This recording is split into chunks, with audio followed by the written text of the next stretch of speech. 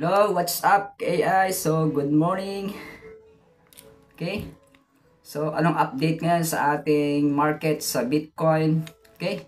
So, kagabi nag-bullish yung market. Okay. Okay. So, yung wala pang Bitcoin, ito, cryptocurrency.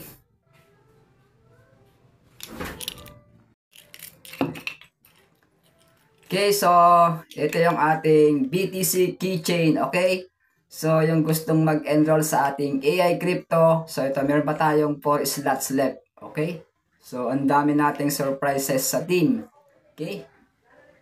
So, welcome to the Elite Circle of Innovation and Excellence, okay? So, dito sa ating AI crypto ecosystem, okay? So, I will recognize of your vision, leadership, and commitment to the future of decentralized intelligence. So, napakaganda itong opportunity. Itong ating AI o natawag na artificial intelligence sa crypto. Ayan o. Okay? So, para maging VIP ka, kailangan mong mag-access dito sa mag-access sa ating crypto courses. Okay? So, syempre, so ito yung version ng ating crypto. Okay? So, paganda yung ating system sa AI bot Royal Q. Ayan.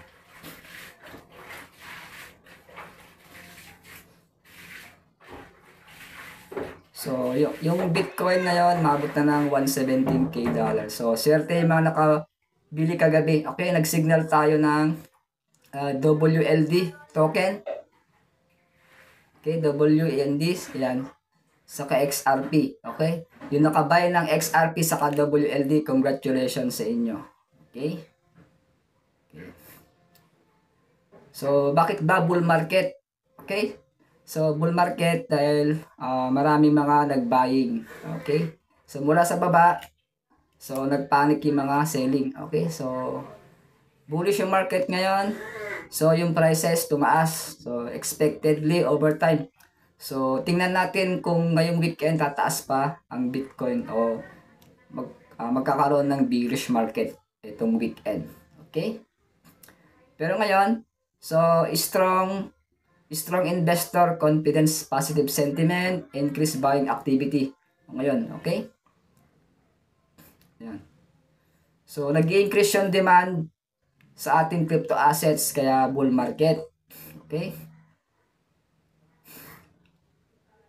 So, wait natin mag-bear market. Baka itong weekend ulit, mag-bear market na naman tayo. Okay? Ayan.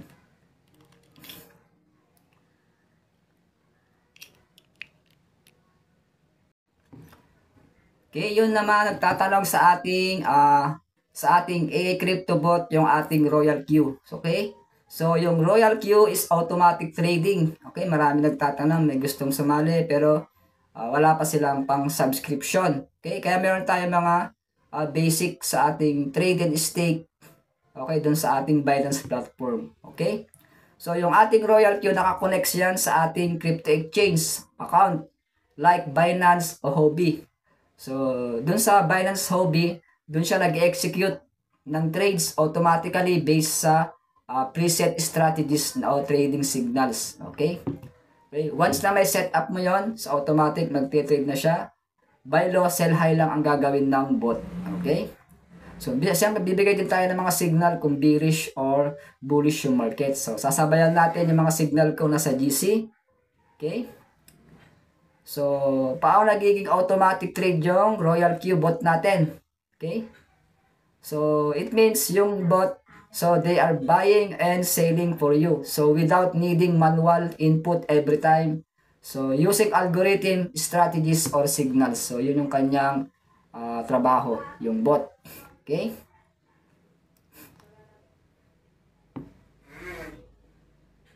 So, yung bot is nakasets na sa buy and sell orders and multiple price levels. Okay, ayan. At ito, yung bot gumagamit din ng tinatawag na averaging. Okay, yung averaging down. Parang DCA. So, ito yung tinatawag na martingale strategy. So if the price drops after buying, so the bot buys more and lower price. Yung called, ito tinatawag na averaging down. Okay? Pero pag yung prices nag-rebounds, tumaas yung market, so isesell niya yung coins nyo. Okay? Accumulated coins as mula sa small profit, nag-average ng 1.3 to 3% per trade. Okay? Yun yung kanyang algorithm.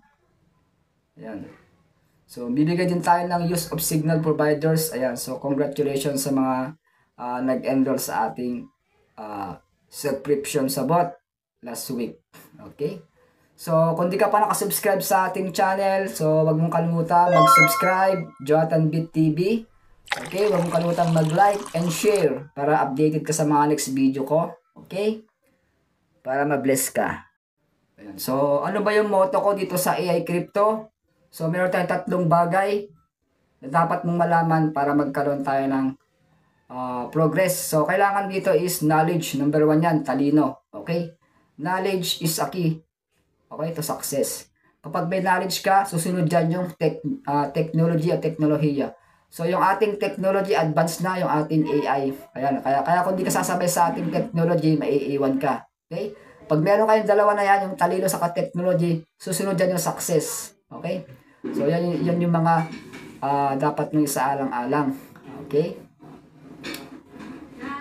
So, yung ating AI is decentralized platform. Ayan, automatic na. So, itong decentralized intelligence is global na to. Globalization. Okay? So, kailangan think smart, trade smarter. Okay?